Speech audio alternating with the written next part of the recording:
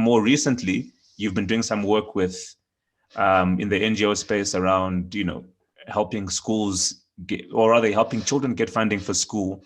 Maybe talk to us a little bit about that and what's been going on there given the past year. I know that was a big challenge when I spoke to you last, but maybe tell us about how you got into that and what's been up since then.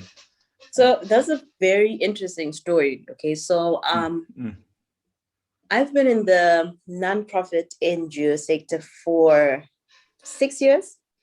Sure. My main passion, or the main thing, is health and wellness, right? But when you go into communities and you're dealing especially with rural and peri-urban communities, somehow you can't go and tackle one thing. Everything is connected, right? So you go and you want to do a talk, perhaps.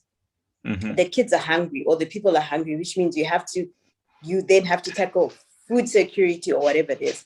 So what actually happened with Take a Child to School was, it was the week before my 28th birthday, I think. I'd gone for a regular workshop. We were doing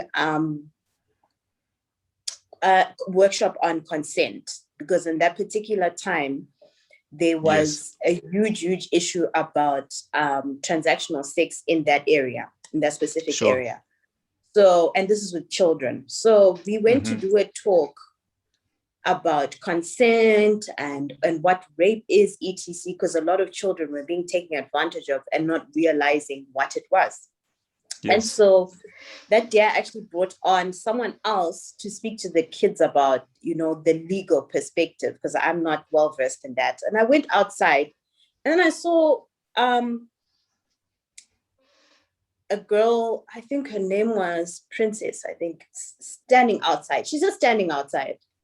Ask her what's wrong. She says, that's Zingwa, Chikoro. I'm like, oh, okay, so you're just outside, So she's been told, your parents haven't paid fees. She's just standing outside. And I'm thinking, okay, so if that happens, then you go home. But I don't know what the situation was. She just stood outside. I would like to think it was God in that moment. So I start speaking to her.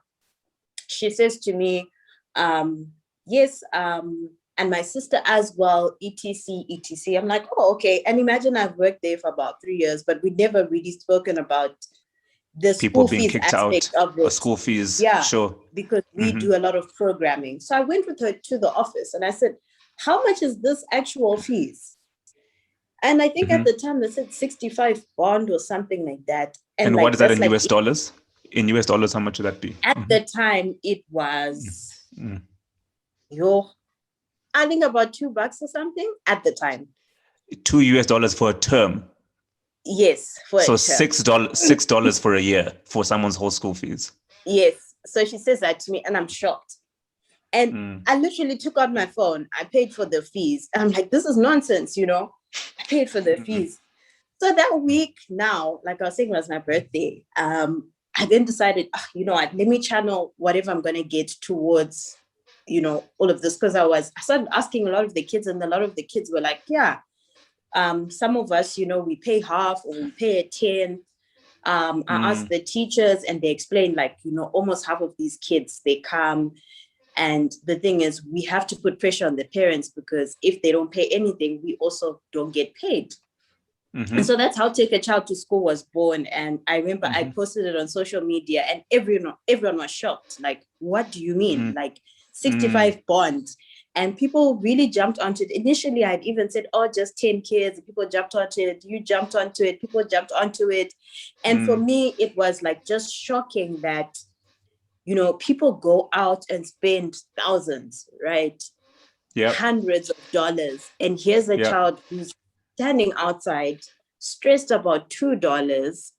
And I was like, you know what, this is pretty simple, and that's how that project started in particular. Okay. And look, I remember seeing that social media post and I remember being so shocked. I was like, and also compelled to say, like, geez, what is $2? What is $6 for a year? You can do 3 or 4 or 5 children, you know what I mean?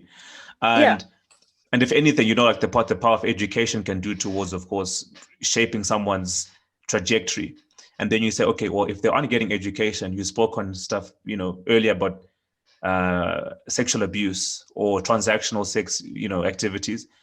That becomes almost an avenue which, do you know what I'm trying to say? That becomes an avenue which a child has to explore, particularly young women.